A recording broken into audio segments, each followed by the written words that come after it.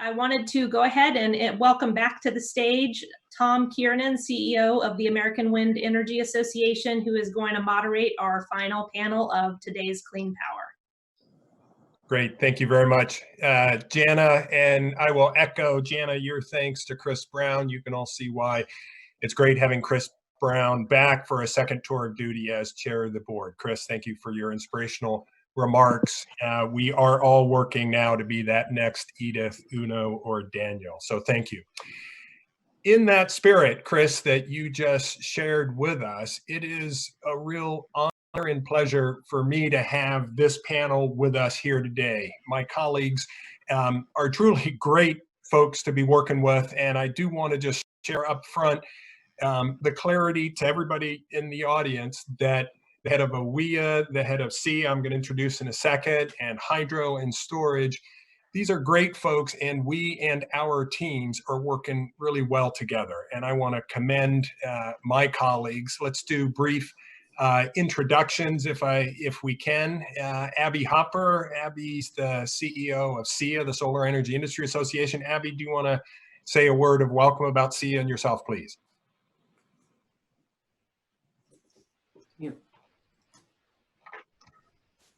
It wouldn't be a Zoom call if I wasn't muted.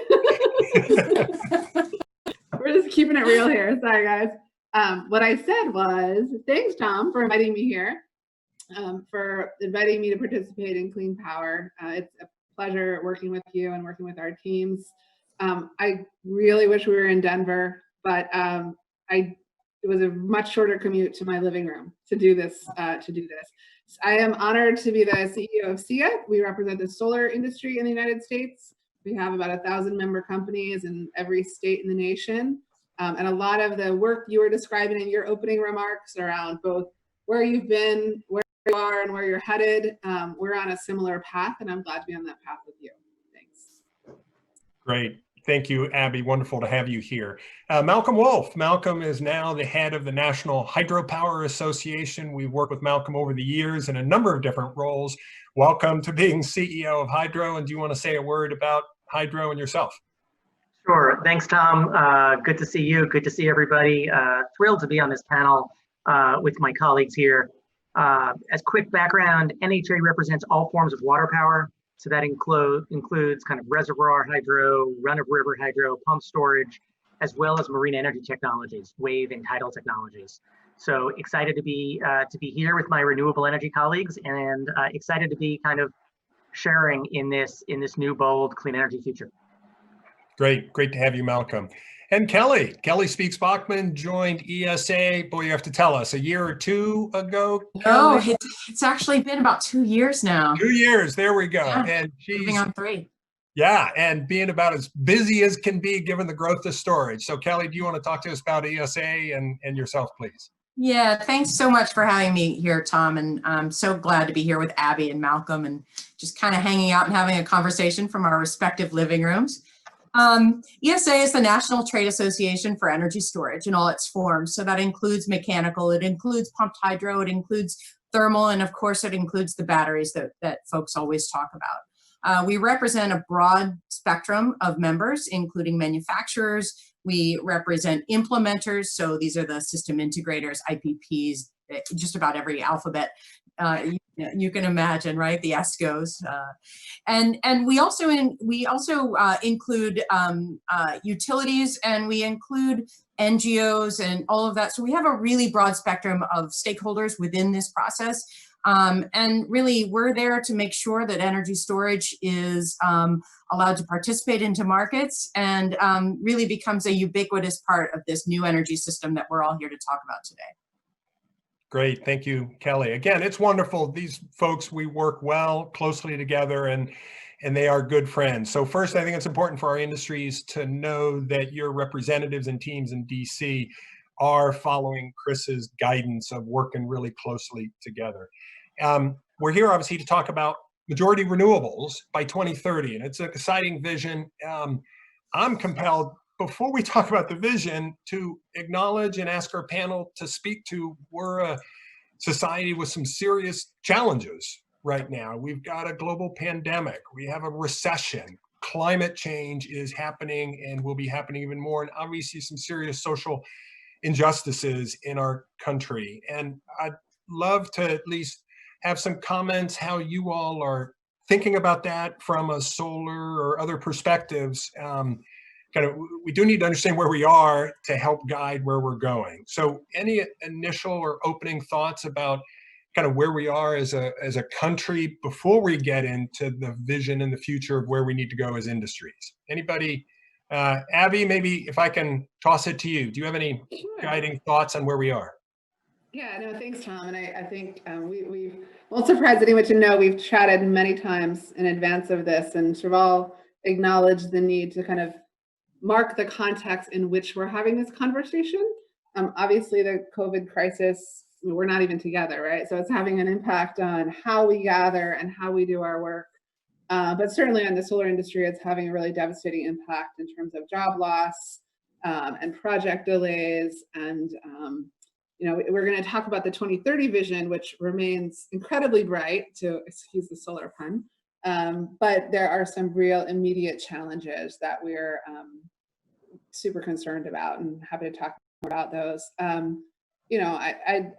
think we're all aware of sort of some of the other challenges that are happening in our. I live in our nation's capital and in cities around the country, around the world, actually, around sort of these systems of injustice. I think SEIA has a very clear commitment to ensuring that what I think is we talk a lot about radical market transformation, right? And that includes like radical market transformation and what does our electricity system look like? And Chris talked about that. But I also think it's a radical transformation of how we do our work and who is doing our work and how wealth is created and how systems are built up or broken down. And so, there's lots of work to do to ensure that this transition that we're advocating for is just and equitable. And I want to turn to Malcolm and Kelly thoughts, but I also want to acknowledge, Abby, you and SEIA have been clear leaders on diversity and inclusion, and I just want to acknowledge the time over the last many years that you and SEIA and the industry, solar industry, have been working on that. So to acknowledge your leadership. Kelly and Malcolm, thoughts you'd like to add on kind of the context where we are here and before we get into the vision? Yeah, I mean, this is certainly an unprecedented time in our history. Unfortunately, it's not an unprecedented issue that we are facing in terms of world health, in terms of social equity. And I am so pleased that when I heard Chris talking about the people that are engaging in a clean energy future, that's really what this is about, right? This is about, you think about sustainability, it's about economics balanced with the environment and balanced with social justice.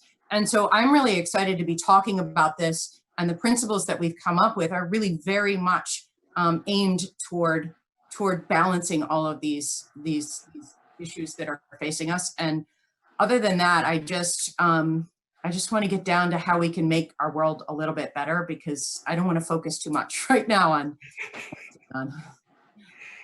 Well said. Malcolm, tough to follow. Abby and Kelly. Tough to follow. I won't really try, other than to say that that I agree. And this really is about people. And as a nation, we clearly need to do a better job treating each other with respect and dignity. And I think that's true in our industries. I think by and large we do a good job, but we clearly need to do a better job just generally with all of this. So I'll leave it there. Thank you. Thank you, Malcolm. Let's pivot to the vision, but I'll also observe, as Jana mentioned, we will take questions later on. So if you've got questions, please put them in through the app, through the, I think, chat feature, and we will get to them in a few minutes. If we can bring up the first slide, what I want to do is have each of us talk for a moment about the kind of where we are in the different segments of our industry and the vision. And I will first start vis-a-vis wind energy. We're roughly about 7% right now, growing rapidly. Humorously, Abby and I have good fun talking about how 1 year wind energy is the fastest growing profession, and then the next year solar is, and then wind. But reality, this is great to have wind and solar competing as the #1 or #2 fastest growing professions. That's where the clean energy sector needs to be. So we're currently wind at about 7%. If we can click on the next slide, you will see Wind Vision. This is a project that we have undertaken, the wind industry, with the Department of Energy. And I will point out this Department of Energy with the Obama administration and with the George W. Bush administration. So both Republican and Democratic administrations endorsed with the industry a vision for wind and a roadmap for getting to there. Actually, if you can dial back just to the wind slide, great, thank you. Or yeah, to the blue, of 20% wind by 2030. We are excited about that vision. It's aspirational, but we know we can get there. And it boils back to the priority programs. Chris talked about the grid. I use the market design and transmission terminology, our priority program. Carbon, and we're going to talk about that as a principle, clearly important. And siting. The wind industry has a particular challenge to site our projects because of their scale, because of their visibility. And I'm pleased that the industry, and we just yesterday at the board meeting endorsed a new framework for decommissioning wind projects. Obviously, an important part of siting is being able to decommission a site. And so the industry is going through an important process to laying out best practices for how we want to site our wind projects. So we are doing that, and that's an important element to getting to this 20% wind energy. Offshore wind is a key part of that, and in total, we are excited about getting to 240,000 jobs by 2030. And in the depths of a recession right now, that kind of growth, I think, is great, great news. So that's wind's dimension or portion, and we're going to talk about aggregating this together, but let me turn it over to solar and to Abby, and I think we can hit the next button. Abby, do you want to talk about the solar decade? Sure. So yes, I'm always yellow. I like it. On any graph, I'm yellow. So we had a similar visioning exercise where last spring, and created what we call the Solar Plus decade. So, and the plus is critically important, and it's why we're all here together, right? That we're all each other's plus, our plus ones. We want to be 20% of America's electricity generation in the next decade. So we're around 2.4% at the end of 2019. So again, it's incredible growth, as Tom articulated, for the wind industry. What that means kind of just in raw numbers. So it means that there will be over 500 gigawatts of solar cumulatively by the year 2030, including 77 gigawatts in 2030. Means there'll be an additional $345 billion of investment, including over 50 billion sort of in year 2030. And it means we go from, well, pre-COVID, about 250,000 solar employees to over 600,000. And so as we think about kind of what this means for our communities and our workforce, obviously keeping laser focused on an equitable opportunities is important as we grow in that way. We have similar buckets as Tom does in terms of what needs to happen to facilitate that kind of growth and collaboration, managing our growth. You know, market accelerators and policy drivers are all part of that, and we'll talk about that. They're real similar to the principles that we have set up. But we, you know, the thing that I think is important to just claim and name at the beginning, we're going to have more bars on the top for Kelly and Malcolm, and that's incredibly exciting. But you know, as Tom talked at the beginning, it's not like load is growing, right? Load is either flat or going down, and so we're talking about if we have all of this growth, that means someone else's chart is going like this. And so it's part of why it's so critical for us to remain aligned and coordinated, is because we're going out to take other people's market share, right? And we should not lose sight of that fact as we talk about what our future will look like, because that will bring with it a variety of political challenges that we need to be ready to address. Thank you, Abby, for that reality of what we are facing out there in a competitive marketplace. Important to not forget. Malcolm Woolf, great to have again you here. Hydro. Hydro is a hugely important dimension of the grid, and would love to hear your vision and part of this 50%. Go for it. Thanks, Tom. Abby, if solar's always yellow, I'm usually blue. So actually glad that today, if you click the one more click, I think hydro is the green today. The existing green, the 2019 is about 7% of US generation. And so I think, Tom, I think wind actually just eclipsed us for the first time as having more actual generation in 2019. So congratulations on that. We are, the existing hydropower is 80 gigawatts of traditional hydropower. And then you see the separate bar for energy storage. We're about 23 gigawatts of existing storage, which is about 95% of what we got today. But we also are looking forward to the next decade. We're at a different stage of development as a mature technology. We're not in the same stage of growth, but we are far from tapped out. And one of the statistics I still find remarkable is that 97% of existing US dams do not have any power generation. They're used for flood control, water storage, irrigation, recreation, but I'll repeat that, 97% of existing dams do not have any power generation. So the Department of Energy did a study a few years ago, and they found that without tapping any additional rivers, there's the potential for 50 gigawatts of additional hydropower and pump storage by 2050. So we are far from tapped out, and we're excited about the opportunity to add power to non-power dams, to upgrade existing dams, to do distributed hydro, either small scale hydro or conduit power, as well as pump storage. There's actually 2 gigawatts of pump storage that's already been licensed, and our licensing process is over a decade or more. So the fact that that is licensed is great. Whether it will be built is another question. So we're hoping that will actually happen. But the second and final point I wanted to share today is that in addition to the load that hydro provides in terms of kind of over 100 gigawatts of carbon-free power, we also view ourselves as a force multiplier. We're a flexible resource. We can provide power on demand, and therefore we think we're have a really important role to play in helping to integrate deeper penetration of other variable resources like wind and solar. So just to give one example, in April, in the middle of COVID, on a weekday afternoon, a nuclear power plant in New England tripped off. 1,200 megawatts of power tripped off at 4:15. Instantly, a couple pump storage facilities, Bear Swamp and Northwest Mountain, popped on. They lifted the gates, power rushed through, and the lights in Boston didn't even flicker. So being able to provide that scale of long duration storage is a huge asset to the grid.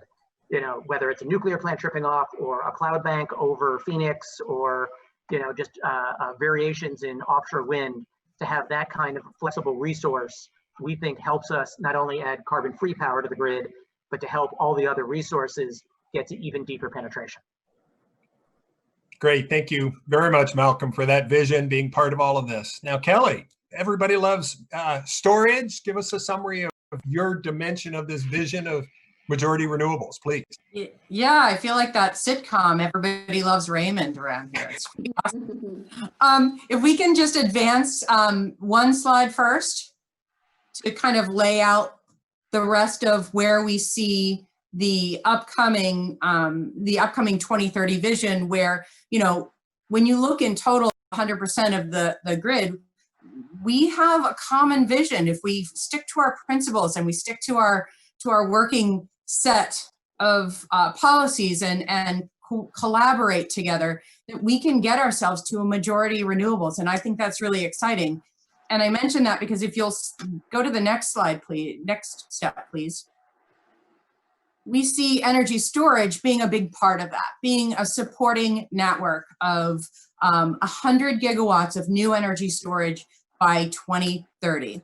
And that includes, Malcolm mentioned about 15 gigawatts of new pumped hydro storage, but it also includes across the entire spectrum of energy storage technologies. Of course, the batteries that folks talk about every day, but also thermal storage and mechanical storage and other forms of storage, of all durations to fit a lot of different applications. So we're really excited to support our renewable friends in this common vision, and we're really excited to work with you all to get ourselves to that more resilient, efficient, sustainable, and affordable grid. 100 gigawatts of new storage by 2030 is going to provide grid operators with flexibility, and that's exactly what Malcolm was talking about in his introduction of his vision. It is flexibility to be able to not only, absorb oversupply of abundant wind power, or, power homes and businesses when the sun's not shining, provide ancillary services and capacity, but it's also there for the more traditional resources on the grid to really be able to step up if a nuclear plant comes up, or be able to ramp up and down with changing consumer demands, especially with electric vehicles and, the different sources of power demand that are on the grid. That's what energy storage is for. And so we're so excited to be a part of this vision. We see by 2030, we'll have probably 200,000 jobs by 2030 that are associated with this work. So thanks. Outstanding, exciting, Kelly. Thank you all.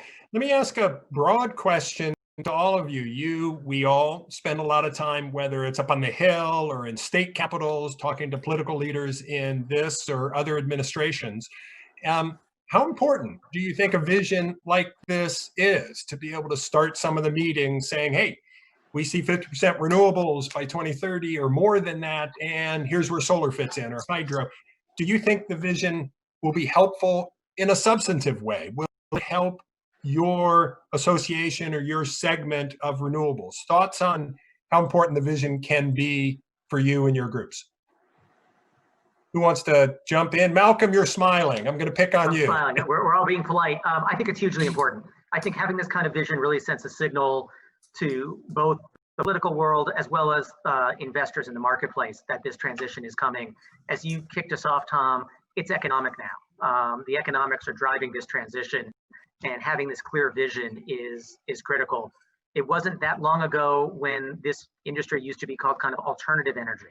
Now we're the cheapest energy. So we're very much mainstream, but having this consistent vision, I think, sends that signal to political leaders on every side of the spectrum, as well to the marketplace.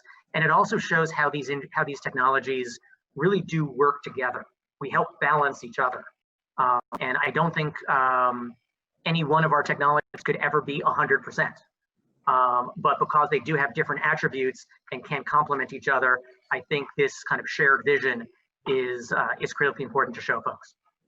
Great point. Abby, Kelly, things like you'd like to add to what Malcolm shared? Abby, go ahead. I would build on what Chris said, right? That we really, I feel like, as the heads of the four trades, have a duty and an obligation to work together. And luckily it's not hard given who we are, but that taking that shared vision to the Hill and to our political advocacy makes it clear to our own constituencies that we really don't need to fight against each other, right? There's more than enough opportunity for however many of our technologies to have much more, marketplace and much more opportunity. And that we're really creating a vision and creating markets for all of us, and there's plenty to go around. And I think, I agree wholeheartedly with what Malcolm and Kelly said, sort of that what policymakers care about really is costs and about making sure the lights work, right? Like, they just want to make sure the lights come on. And so our technologies work together to allow that to happen.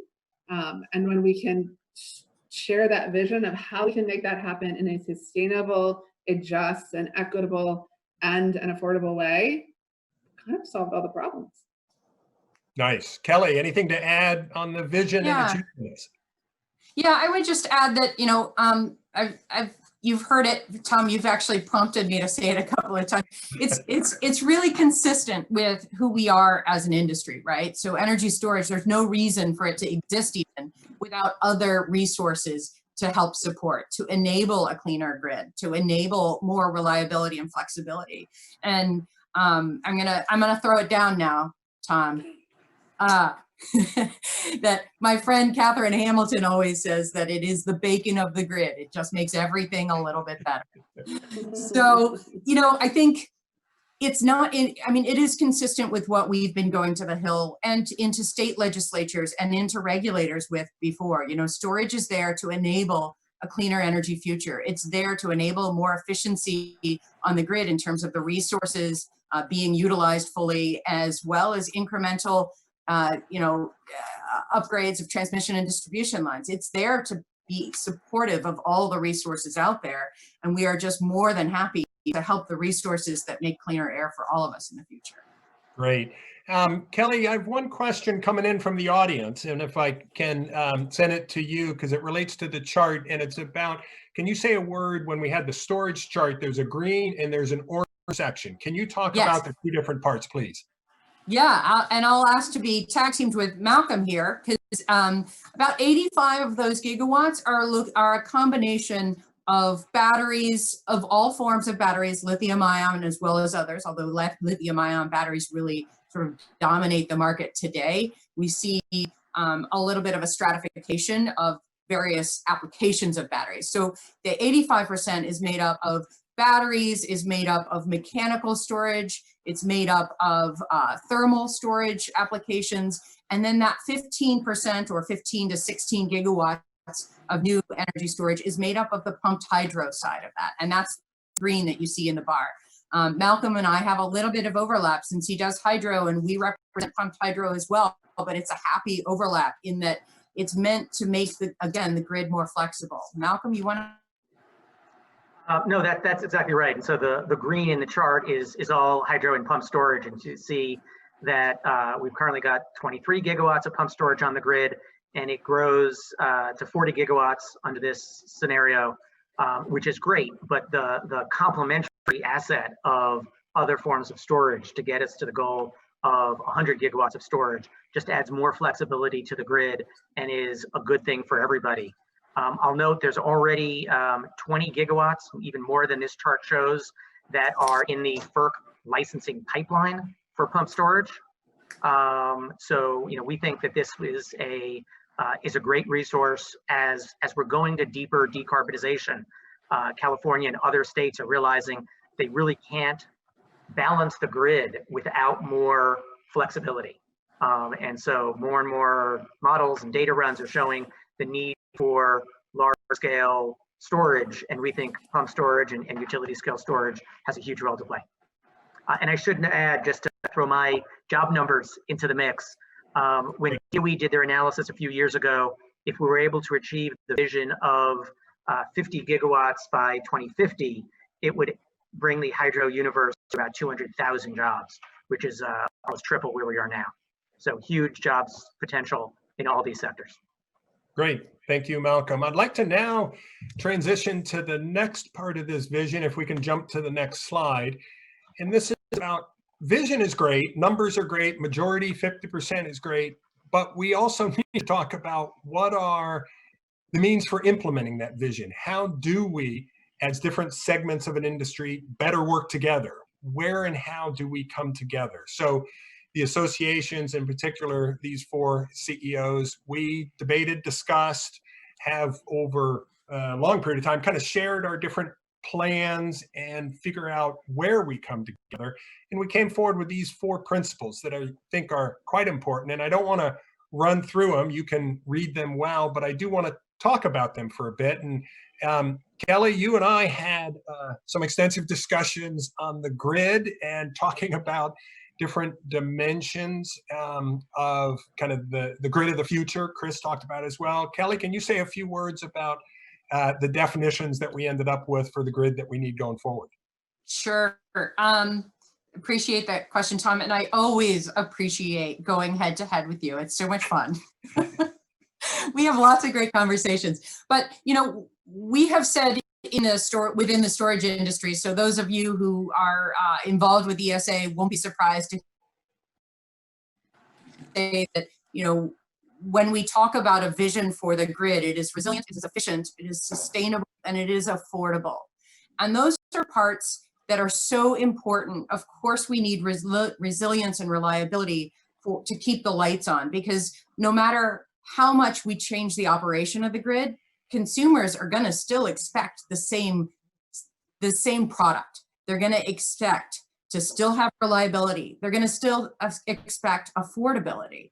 They want affordable power whenever and however they want it, right? And so it's frankly up to utilities, up to developers, up to those integrators and the deliverers of energy to make sure that we follow those requirements. And so it's it's sort of a pragmatic counter or complement to our comments about a deeply decarbonized grid. And so that's what I mean by that. And when we talk about sustainability, I think it's so incredibly important to go back to even like that 90s definition of sustainability, where it is a balance of course, economics, but it's a balance of economics with environment and with social justice. And that can't be forgotten, especially today. Great, thank you, Kelly. I want to move to the markets principle. And here again, we all share and are working closely on this. I think, Abby, you were quite passionate earlier, as you often are, about radical market transformation. And I think we all agree, transforming the markets is not simple. It's significant, it's difficult. We have a joint partnership on this. Do you want to talk perhaps for a minute about the greater competition for markets that we all share? If you go with that. I mean, I think, sort of building on what Kelly said, if we think about the grid itself, right, it was designed over 100 years ago for centralized power plants that put energy out to the consumers. And all of these new technologies have really had to change the physical infrastructure of how the grid is designed. And that's a lot of what Chris talked about, right, the sort of grid of the future. But the market, like the rules around how that grid operates, were also designed, right, with that paradigm in mind, right? Centralized power generators that have certain attributes and sort of don't allow for a lot of competition. And so, we're obviously aligned in really wanting to have the market rules reflect the reality of the marketplace. So I'm thinking about market rules that compensate generators for attributes rather than for simply being from a certain fuel source. That's an important tool, right? Market rules that allow us to compete. I mean, you said it well, Tom, like we will compete on price any day of the week. Name the day and we will show up with our competitive bids, right? But we have to have those opportunities. We have to be able to interconnect in a reasonable amount of time. We have to be able to participate in decision-making processes that affect our generators. And so they're like, holistically, it really is around markets reflecting the players in the marketplace now, not the players of 50 years ago. Outstanding. Thank you, Abby. Malcolm, I have to laugh. I noticed when Abby was talking about attributes, you were smiling. It was like you wanted to either applaud or jump in. Malcolm, do you want to build on what Abby was saying? It's definitely applaud. I think we're all, from my perspective, coming up with these shared principles was actually a pretty short conversation. We all fundamentally, we're all representing different sectors of the clean energy industry, and our technologies have different attributes and different business models. But I think these principles really do lift all boats. They help all of these industries, and the markets issue is a critical one for hydropower. While we're a mature industry, the industry was developed in the 1800s. Yet one of the things I find so exciting about it is it's really incredibly well suited to the 21st century grid. It is carbon free, it is flexible, it can provide that long duration that in times is needed. So I think there's a lot of wonderful features. None of that gets paid for by the market design in organized markets right now. You don't get compensated for carbon, you don't get compensated for flexibility. There's a whole lot of that bucket of ancillary services that kind of people say, but no one really focuses on. The black stars, spinning reserves, all those other things. We don't feel that those things are adequately compensated. And moreover, when you do have the retirements of the existing infrastructure, as we're getting more coal retirements and other retirements, things like spinning reserves, which we never really had to pay for because it was always just there, may not be there. And as we get deep decarbonization and high renewables penetration, particularly in sub-regions, suddenly things, part of those ancillary services may become really important. And our models don't really reflect that, but our market design needs to. So I think these are all areas where we can work together. And that last principle of collaboration is so important. And I think we do a good job, and I think we can continue to do an even better job. I know many of you were policymakers, and whether it's on Capitol Hill or in state legislatures, if somebody comes in and says, do A, and someone comes in and says, I love A, but do it slightly differently, do A prime. Policymakers are paralyzed. They don't know what to do. And so often they do nothing because they don't want to do the wrong thing. And so while we're all moving in the same direction, there are differences in what works for our respective technologies. And it is so much more effective if we can work it out and have those fights behind closed doors and figure out a solution that works for all of us rather before we go to the policymakers, so that we don't end up having to publicly say, oh, you know, that's a good idea only if you did it a different way, and then no one gets anything. So I think we're doing a good job, and we can continue to improve as part of that active collaboration at both the federal and state level. Great, thank you, Malcolm. I want to talk in a second more about the how and what this means for members that are listening. I want to first, though, build on this point of the market reform. We had the AWEA board meeting yesterday, and just by way of example, Manu Astana, the new CEO of PJM, joined us, and it was a great discussion, and he's a huge advocate for the markets, but addressing the question of capacity, the capacity market and the issues in PJM. And it was good how he has felt the stakeholder input from the renewable energy sources. I know from each of our associations, because we're collaborating on this, by coming together as groups, we can go in and see Manu Astana, the new CEO of PJM, with 1 + 1 + 1 = 5, if you will. But the point is, we are at a scale, you said it earlier, Malcolm, we're not alternative. We are mainstream, you know, and we're on our way to 50%. That matters a lot as far as redesigning the markets and making the impact we want. My question actually is a little bit about the how. So we have a lot of member companies that are listening now. Any thoughts on what this means? So you have a developer or an OEM or an EPC that's listening to this presentation. Okay, this is all nice and good. You guys are working together. I'm happy about that. Thoughts on what it means, if you will, day to day for different member companies. Thoughts on how they may see things differently or what they can do differently as they look at these principles or they look at this vision. Any thoughts of how this gets implemented day to day in a tangible way? I mean, I think our member... Go ahead, Abby, and Malcolm afterwards. Thank you.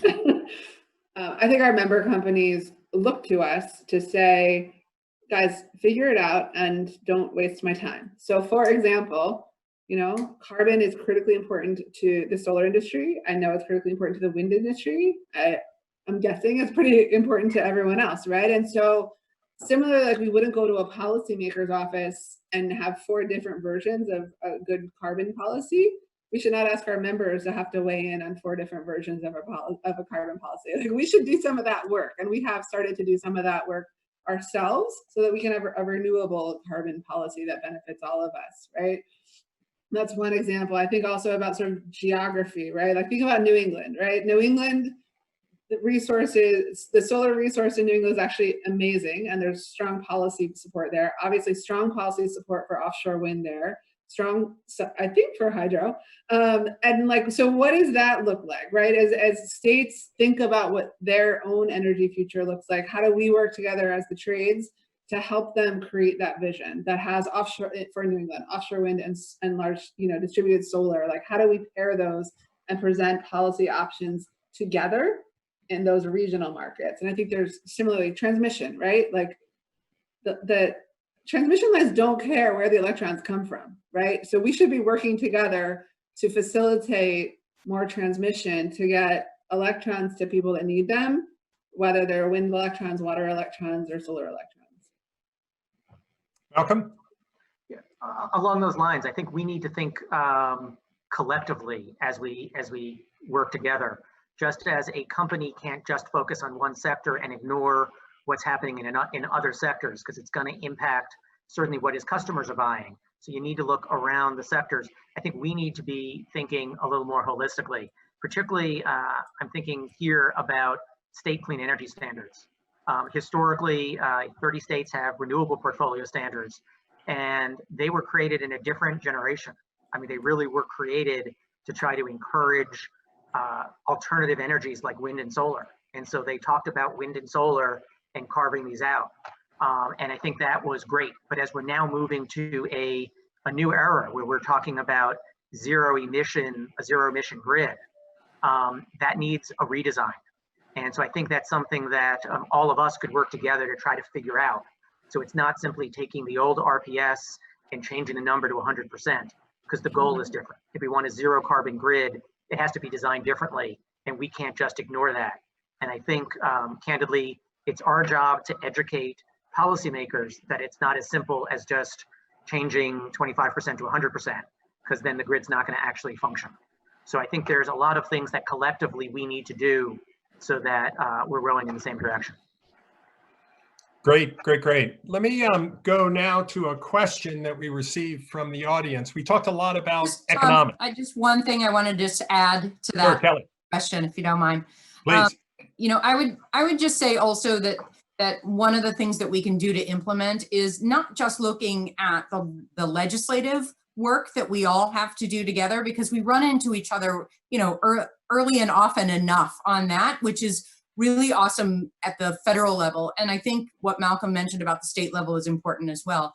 But one of the things that, if we're talking about majority renewables and we're talking about, you know, a growth from, you know, 1 gigawatt of storage on the grid to 100 gigawatts of storage on the grid, then we also need to be talking together about the influence of regulation and the influence of changing the regulatory framework. And so from each of you, I've heard some things about, you know, interconnection standards, getting that, you know, sped up, working with state regulatory bodies and the Federal Energy Regulatory Commission on making sure that not just storage is allowed to provide various values, but solar and wind as well, and making sure that the structure around our markets is engaging with the clean power vision. So I think I just wanted to add in that regulatory is so very important and so not sexy and exciting. It's something that we really have to also keep in mind, that it's important to build that long-term bridge to enabling a majority renewables. As the former regulator. I love regulation. I'm sorry. It's fun. And I'll also add, just building on your point, and then I do want to go to this question that Abby mentioned earlier about the competition out there. We will show up and compete on price, which is so true. But don't get confused. The regulatory political environment is competitive as well. We need to be getting our messages, whether it's to the regulators or to political leaders on Capitol Hill or state capitals, just as passionately as we compete in the marketplace, because it's important to make sure those individuals are educated on our policies and what our industries need. So there's kind of competition in every venue. The question we did get from, actually we have a couple of questions from the audience. One is just, we've talked a lot about the economics of renewables. And can each of you say a word about what's your cost curve look like going forward? I can say on wind, as I mentioned, we were down 70% in the last 10 years, and we anticipate continued improvements in efficiencies and reductions in costs or increase in productivity as the turbines are getting larger and more efficient. So we're seeing continued reductions. Let's go Abby first, solar, and then Kelly and Malcolm. But Abby, quick summary on the cost for solar. Sure, we have a similar historic cost decline as you. I think about 70 or 80% over the last decade. Specifically and we anticipate further decline. One of the areas we're really focused on is on the distributed market. The soft costs continue to be a challenge. And so the cost of permitting and the time of permitting and the uncertainty of timelines has been an issue. And it's actually one of the few bright spots of the COVID crisis is that a lot of the HJs have gotten a lot more flexible around remote inspections and online inspections because of the stay-at-home orders. But that is an area where we see a lot of ability to bring costs down. Great. Kelly, thoughts on from a storage, and then Malcolm? Sure. Yeah, I mean, it's an amazing story, right? So energy storage, especially if you're looking at the lithium ion battery market, has come down, just cost of that full on installed costs have come down dramatically, 80% in the last several years. I would say like 7 or 8 years. And for behind the meter, so in the commercial industrial sector, it's come down 80% in the last 3 years in terms of total installed costs. We expect those costs to continue year over year, 8 to 10%. And it's what's driving these major growth projections for energy storage over the next several years. You know, we, in 2017, when we did our 2025 vision, we looked at 35 gigawatts of new energy storage by 2025. And that was looking at, you know, maybe 200 megawatts of storage on the grid. Now we're up to 1 gigawatt. We see a really clear path on 35 gigawatts of new storage. And we're now moving up to 100 gigawatts by 2030. So those price declines, and as Abby mentioned, the installed costs are an important part of the continued cost declines for storage as well. Malcolm? On the hydro side, it's a different story because we obviously are a more mature technology. But we do have a lot of exciting innovation work going on to improve the efficiency of turbines, as well as the environmental performance of the turbines. So there's a lot of exciting R&D that's actually kind of gone beyond R&D into deployment. But for us, it's a question of timescale. I often think of hydropower facilities as major infrastructure. The first, I think, 3 hydro plants I toured were each over 100 years old. I mean, literally,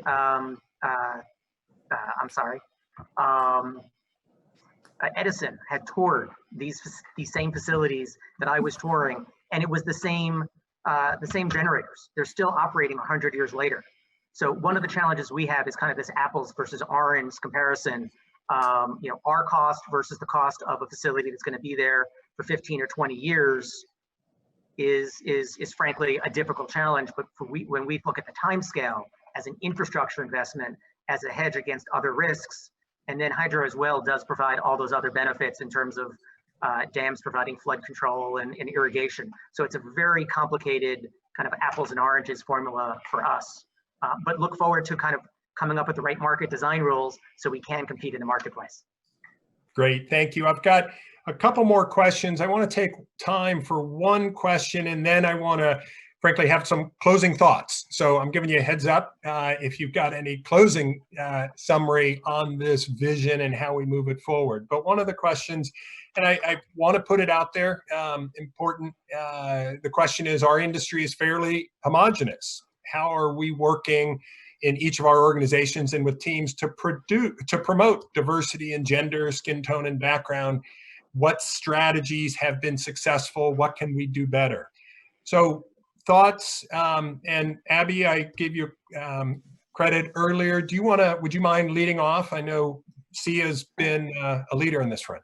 Yeah, we've done a couple of things. I appreciate the question. It's a really important one to ask. First and foremost, I believe from Governor O'Malley, who many of us worked for, you don't make any progress. You don't make progress unless you measure. Whatever he says, you guys know what he said. We got to know where we are to know where we're going, right? And so we have helped co-fund with the Solar Foundation studies that look not only at gender representation and racial representation in the solar industry, but also where, right? Are they all CEOs? Are they all installers on the ground, right? Because that matters as well. And so we are not there on gender, we're not there on people of color, but at least we know where we are and we know where we need to get to. We have also done a lot of education and challenge basically with our companies and said, hey, it makes good economic sense to have diverse teams. You will make more money, you will get more market share, you'll be more successful as a company if you have a lot of different decision makers at the table. And so here we're going to help you do that. And we've had a webinar series about how you attract diverse candidates. We have MOUs with some HBCUs to make sure that the pool of candidates into our industry is diverse. But we can't also ignore the fact that most of this is clean power, right? We have SPI. We have we get to hold up people as experts and say, these are the folks that you should listen to in our industry. And if all of those folks look the same, that's wrong. That's just wrong. So we are really intentional about who we hold up as experts, right? And making sure that they are diverse voices, diverse experiences, diverse folks. And that might sound silly, but I know, like, you know, when I go to a conference and I don't see any women on a panel, not only do I not feel included, I'm not going to stay, right? I'm going to leave. And so making sure that there is spaces where folks feel welcome and feel comfortable is important. The last thing I'll say, because I feel super passionate about this, is we talk a lot about recruiting diverse candidates, but we have to recruit them, we have to retain them, and we have to promote them, right? If we get them in the door, that's great, but we got to make sure they stay and that they want to stay. And that's where sort of the cultural change comes in, to make sure that they feel like this is a company, an organization, and an industry that really values their perspective. Great, thank you, Abby. Malcolm, any thoughts to same question? No, I really appreciate the question, because this is a real challenge that we're all grappling with, and we've done a number of things, and I don't think it's enough. The hydro industry is not only is the energy industry challenged in this space, but the hydro industry is dominated by engineers, and so engineering is also challenged in this space, and it's kind of just an extra issue that we're working on. So we've been tackling it as Abby said, what gets measured gets managed. So, you know, let's track the numbers and do it from a life cycle perspective. So we've been working all the way, kind of reaching into high schools, trying to get women and people of color in STEM programs, and we've got a mentorship program and training at the high school level. We actively try to encourage it at the college level, have competitions at our conferences, and the amazingly creative things that teams of college kids can come up to. Not knowing the industry, they can think outside the box. And GE has sponsored a number of different hackathons and other things to try to make this sexy and cool for college kids to get into, of all diverse backgrounds. But we need to do a better job, because we're still not anywhere close to where we need to be. We also have a Women in Hydro leadership and mentoring program that's it's been around for a long time, and it continues to get more and more momentum and enthusiasm. Great. Kelly, any quick thoughts on this same topic? Well, as a minority woman engineer, I have a few thoughts on that in the clean energy industry. I thought you might. But I think one of the things that Abby mentioned, I just want to reiterate, is so incredibly important. It's not just diversity, but it's diversity and inclusion. Otherwise, you've got 5 different buckets of people who are not interacting. And look, if we're going to change the way we generate, deliver, and use electricity, if we're going to change our entire world, our entire, system of electricity, we have to do it from a different perspective, from a diverse set of perspectives. And so it behooves us, it is not just our obligation, but it is necessary for our survival and for our pushing towards a 50% or even more renewable grid, that we bring this diversity and inclusion in. We have to look at things a different way. As energy storage, we look at including solar and wind, and frankly, what exists already on the grid with natural gas and even the coal that's still there and nuclear. We're looking to make sure that we are integrating things from as many different perspectives as possible. And to do that with just a subset of very homogenous people is really kind of trying to run uphill against the wind, right? It's just kind of silly. And so we have to we just have to. Wow. Thank you, Kelly. Thank you all for those remarks from an AWEA perspective. Fully agree. I don't want to repeat the wisdom that you shared. We have a lot more work to do. We have been working with the industry on the survey front and the channels of bringing people in, but as far as measuring it, as far as having the depth of diversity, the retention and promotion, it's not there. This is a challenge for the entire clean energy industry. And I think the passion is unparalleled here. And the link, Kelly, thank you for bringing it back to the vision as well. We need to do it because it's the right thing to do as far as diversity and inclusion, and to reach our goal of 50% renewables. We will not get there without this and other principles that we laid out on our earlier slide. So I want to ask if there are any final thoughts. This has been, from my perspective, a great panel, an extraordinary process, as we have over the last period of time, several months, talked and built this vision. And I think it's a pathway for going forward. It's exciting. I want our membership to know,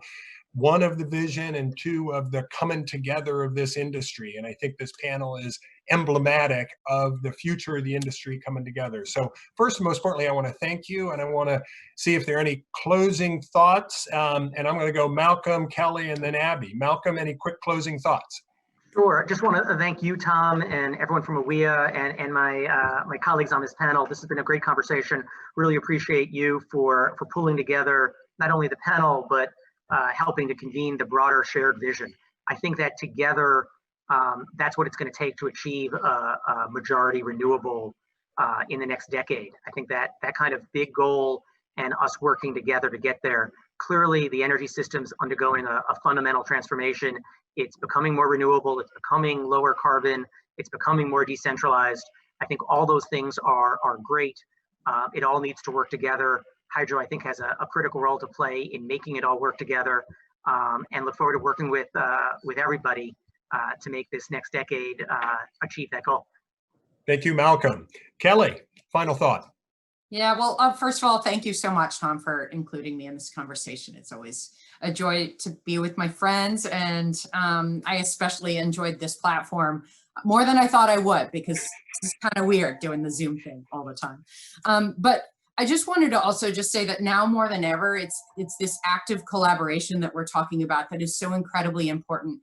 If we're going to understand each other's perspectives, and it's imperative to being able to rebuild and to heal our economy and our society in a more sustainable way. I think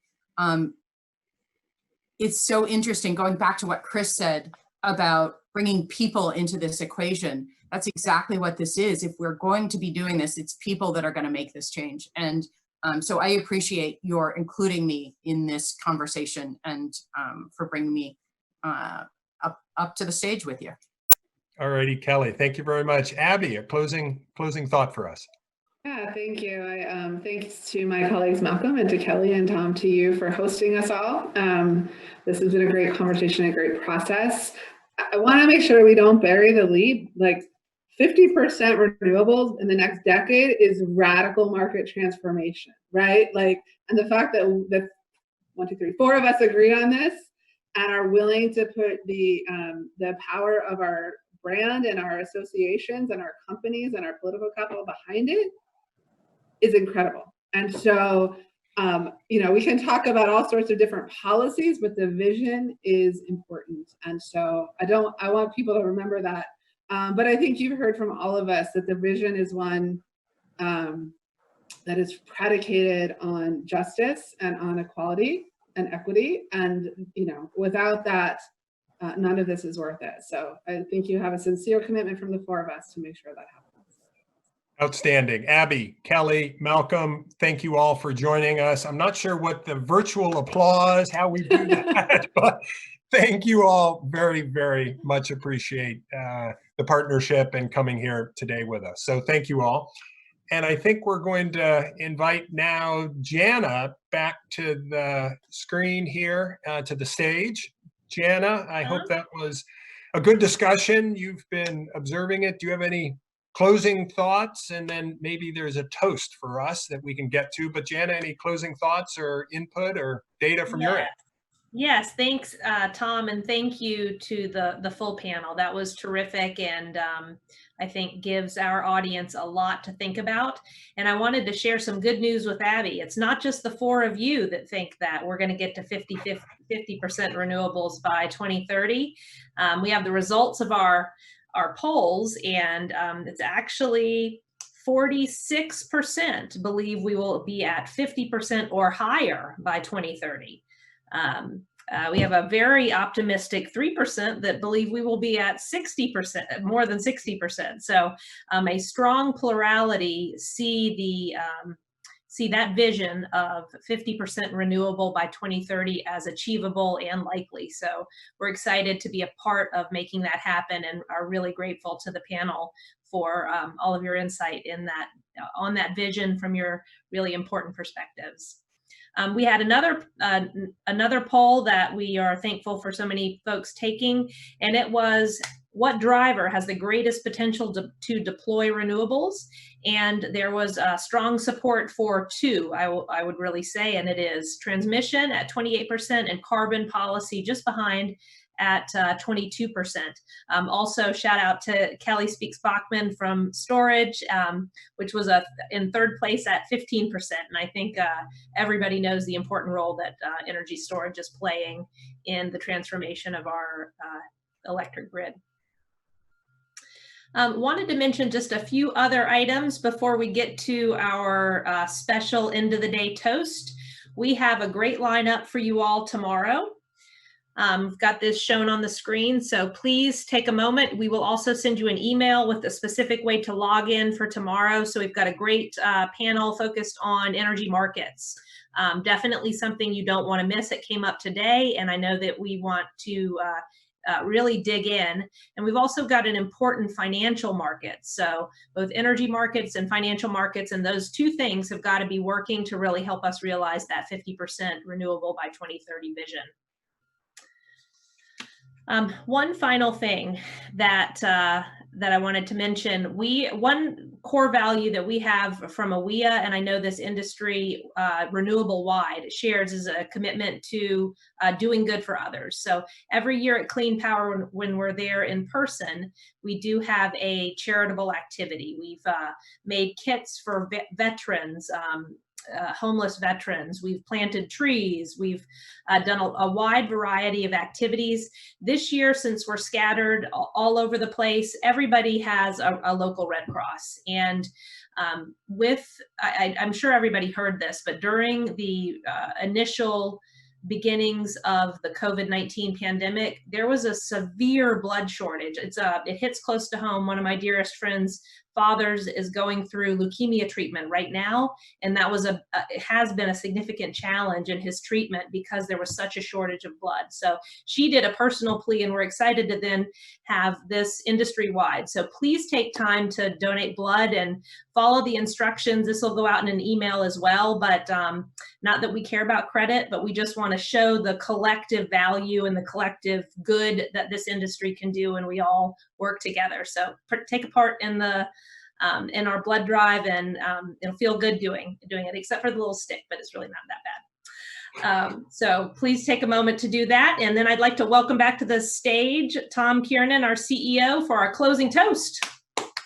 All righty. Thank you very much, Jana. Thank you for facilitating and leading the first day of Clean Power. Again, who would have thought this would be Clean Power 2020, doing it remotely, but it's exciting nonetheless. Some of you hopefully watched a video that my wife and I put together talking about blade baskets, an appetizer, and a solar surprise, a drink. So I did want to do a toast. Now I also want to recognize it's 3:40 in the afternoon here on the East Coast time, not exactly cocktail hour, and on the West Coast, definitely not. I personally am still rehydrating from the 10K bike ride that I did as part of Clean Power this weekend. So what I have is a combination. I do have my martini glass, but I'm filling it with Gatorade, given the rehydration I'm trying to do. So Jana, if you have a means for a toast, I just want to give a toast to this industry, the renewable industry, the progress that we have been making, the extraordinary journey ahead of us, the work that we have to do, but the great good that we are going to be bringing and are now bringing to America. A toast to everybody for our first Clean Power and to an extraordinary industry. It is an honor for all of us to be working together, doing the good work that we're doing, providing clean, affordable, reliable electricity to all Americans. So to Clean Power, to all of you leaders, as Chris Brown articulated earlier, thank you. I hope the first day of Clean Power has gone well. So Jana, cheers. Here, here. Everybody out. Cheers. Here, here. All have a great day and look forward to talking with you tomorrow.